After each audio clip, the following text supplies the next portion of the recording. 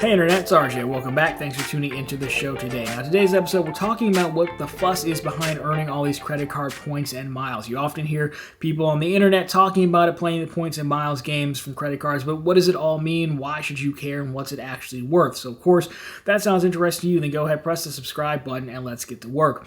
Of course, you can treat this as kind of a more intro video into the credit card game, but I do feel this is one of the topics that never actually gets covered. No one actually sits down and tells you why we care so much about this. So as a result, if you go to the channel main page, you'll find a ton of videos organized by playlists from a 101 all the way through the more expert level stuff to get you started if you find this interesting. But you hear it all the time, the points and miles game. What does that mean? Well, very simply put, we all have to spend money every single day, unfortunately. Food, gas, utilities, expenses, you name it. So why not earn something back on the spend that you have to do, that you're required to do? And that's kind of where the credit cards enter in.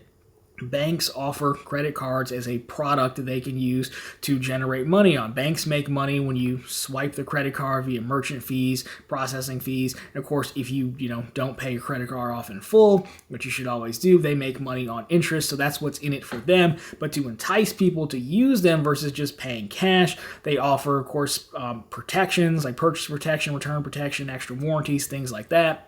Fraud protection, but what we're focusing on today is points. They offer you rewards. The credit cards also have other things, but again, we're focusing on the rewards today. So they offer that as a reason to get you to use their products, and then if used correctly, we can all make money from the banks, and they'll still get their cut. So what does it all mean? So you could take something like a Chase card, right? Chase earns ultimate reward points, Citi earns thank you points, American Express earns membership rewards points or cash back. We'll break it all down. So each credit card company usually has their own points system. Now, points break down into two basic camps. You're either going to be team cashback or team travel. Now, again, the word points is kind of used. We should really be more specific and intentional in what we call things, but points is more of a generic term. It's usually cashback or miles, but the reason we say points, as you'll see in a second, is because it kind of comes down to how you want to use your points. But to keep it to the simplest level, cashback cards are usually represented by like a 2%, 3%, 4%, that percentage sign, where points earning cards are usually represented by an X, and 1X, 2X, 3X. But again, because of how math works, it's the exact same thing. What they're really saying is if you take something like the Citi Double Cash card that earns 2% back, so one back when you buy the thing and another back when you pay it for your 2% back, you're going to earn 2 points per dollar spent. That's a really easy way to look at it, or 2 points per dollar spent to cash, however you want to break it down. Now, the value, of course, is going to be 1 point equals 1 penny. So, again, on their own, they're not really worth a whole heck of a lot. But, as you spend throughout the year, they definitely add up, and then you can do something with them. So that's kind of the base level of it. And of course, the idea being just to get rewards back on what you have to spend, and obviously never spending money that you don't have to. That would be silly thing to do, right? So, that's the basics of it. Now, when it comes to it, cash back, again, you're either cash back or miles, right? So cash back is pretty simple to start, because a cash back, you're usually looking at redemptions. We mean statement credit, so a credit applied directly to your credit card balance, reducing the amount that you owe, or you can cash out into a bank account. Now, all the issuers have different rules on how you can cash out and where you can send your money, but those are what we mean. Now, issuers also offer other perk or other options like gift cards, merchandise, things like that. Really, from the cashback game, those very rarely make sense, because you're really looking at, try to get your 1 cent per point. That's the valuation you want to get. You should always get that on a cash out redemption. Now, when you talk about travel miles, there's two different ways this can go. So you could have a co-branded card, which is like a World of Hyatt card, a Hilton card, a Delta card, a United card. Those cards all earn those carriers' currency: United Miles, Sky Miles, Hyatt, World of Hyatt points. Those points end up directly into your linked travel account with that company. So you're still earning travel miles, but that currency can only be used for one thing, and that is Hyatt redemptions, United flights, things like that. That's pretty easy, right? Because you don't really have options there. But again, you probably like those carriers, so that's why you chose the card. Then you have points currencies that I kind of call like agnostic currencies, that they could be cashed out, they could be redeemed through a travel portal, or they could be sent to transfer partners.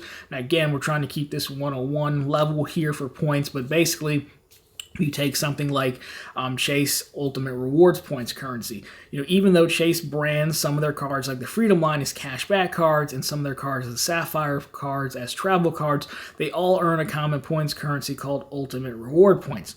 So Ultimate Reward points can all be redeemed for cashback if you so choose. Even if it was earned on a Sapphire card, which is a travel card, you can do that. Or you can go through something called the Chase Travel Portal and book travel that way, and there are incentives and points boosts, things like that. Again, we have a whole Chase redemption guide on the main page. Or you can go and with select Chase cards, with like a Sapphire Preferred, which is a travel card, you can then transfer those points out to a partner, so a Hyatt or a United, a travel partner. And so that's those points, you get the option to how you want to redeem them. They are the most flexible because you're not locked in. Now, so those are, very desirable points currencies because of that flexibility. Again, the thing you just want to keep in mind is the value that you're getting. 1 cent per point is obviously your base minimum for cash, so you would never want to do redemption for worse than that. And an easy calculation to figure out how much your points are worth, if you're going to do travel, is the thing you're going to buy, the plane ticket, hotel room you're going to buy in cash, divided by the amount of points you're going to spend for it, multiplied by 100, and that will get you that cent per point calculation. Now, it's often believed and usually validated that you can get higher valuations using transfer partners or even the travel portal in some cases than that 1 cent per point. You should almost always be getting better. Again, but redemption types are a little, out of the scope of this video.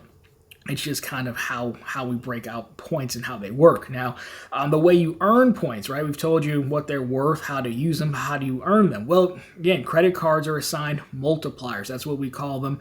So, you could use basically paying cash for something, you're going to get nothing back. You just get your item and you're on your way. In our double cash account, it's multiplying it by 2, right? Instead of getting 0 back for paying cash, you're getting 2% back, or 2 points per dollar spent. Now, that's basically easy. That's what I call a catch-all card. Your 2% cards are generally your table minimum. There's so many out there. You should never be getting less than 2% back on anything that you buy with a credit card, table minimum.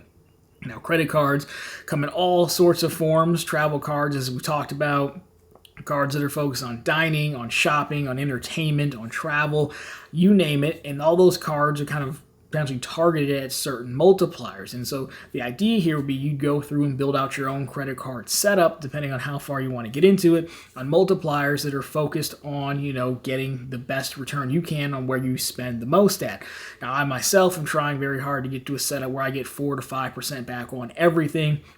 5% tends to be the top tier. There are some 6% cards, but usually those introduce annual fees, cards that you have to pay money for to have every single year. Those cards tend to come with more benefits to help offset the fee, but again, not really the scope of this video. Now, of course, if you're on the main channel page, we have a full playlist on the types of credit cards that show you how they work and the additional benefits, but that's really it. You want to go through with the multipliers and always be matching up the multiplier with where you're spending. So if you're going, for example, to a restaurant, you might want to use the U.S. Bank Altitude Go because it's got 4x back on dining. That's going to be a pretty good multiplier. If you're going to, the grocery store or something, you might want to look at, an American Express Gold card. Again, it's 4% back on groceries, and kind of go through that and figure out where you spend the most at, or what benefits you want, or what kind of travel or points redemptions do you want. Are you cash back? I'm personally more of a cash back person myself, but if you're more of travel, then you want to get the cards that focus on that. Now, additionally to that, the last point here is welcome offers or sign-up bonuses. No one's really super jazzed about getting a new credit card except for people like us. So banks entice people to come in with welcome offers, and then you can usually get outsized value for that first time using the card. So a welcome offer may say, spend $4,000 in this card in the first 3 months, and we'll give you 80, 90,000 points, whatever it is. It's a ton of points to get all at once for a lot of spend. granted, but it's spend that you're going to have to do anyways. And in this case, it would make sense then to use that credit card on all your purchases to hit that $4,000, get your $800-900 back and redeem it however you want. But that's generally how you earn points. So overall, that was a crash course in credit card points, what we mean by them, how you earn them, and how they're used, and of course what they're worth. Again, we go into much more detail on the channel main page in that 101 section if you need it. I will link the channel page down below for it'll be that first shelf we showed in the beginning.